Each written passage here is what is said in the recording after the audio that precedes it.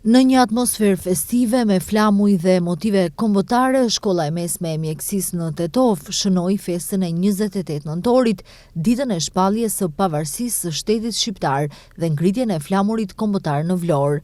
Ky manifestim bashkoi nxënësit dhe stafin drejtues të shkollës, të cilët kishin përgatitur një program të pasur kulturo-artistik për nder të kësaj feste. Ardhi dita e lirimit, dita e bukur e bashkimit.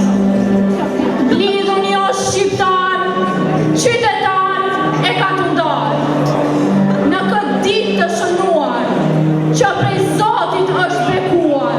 Kjo festë na përkujton se gjeneratat e reja, sidomos nxënësit, nuk duhet që të harrojnë të kaluarën e ndritshme të kombit ton në periudha të ndryshme historike, thot drejtoresha e shkollës së mjekësisë, Malsore Ramadani. Nxënësit tonë kanë përgatitur një program artistik kushtuar ditës së flamurit. Në çdo valle, në çdo këngë dhe në çdo fjalë e thënë sot ne kujtojmë të gjithë ata të cilët dhanë më të shtretën për ta gëzuar lirinë sot.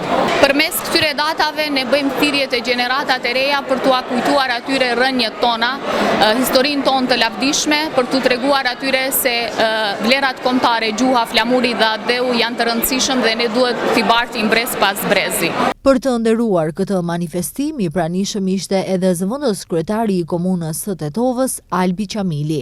Ai thotë se festat janë për të nderuar figurat historike, të cilët u flijuan që sot të mësojmë të lirë, por nderimi më i madh që mund t'ju bëjmë atyre është të investojmë në arsim. Sot në vigilje të festës flamurit, festës së pavarësisë Shqipërisë, festës kombëtare shqiptare 28 nëntorit, si çdo vit edhe këtë vit kemi si komunë e Tetovës po përkrahim gjitha aktivitetet që po mbahen thuajse në çdo shkollë fillore dhe të mesme të komunës Tetovës. Ajo që ne duhet të bëjmë është se përveç se të përkrahim këto festa, këto manifestime, është të dëshmojmë edhe me investime në arsim, se po bëjmë për brezat e ardhshëm, po bëjmë atë që mundemi për arsimin shqip. Sot në këtë moment, gjersa ne po festojmë 28 nëntorin në shkollat e qytetit, në Tetov po ndërtohen 2 shkolla të mesme,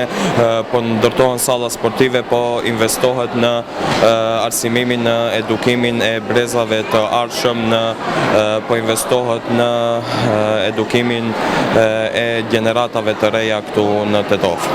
Festa e 28 nëntorit me manifestimet të shumta është shënuar edhe në shumë shkolla të tjera në Tetov dhe në komunat rurale.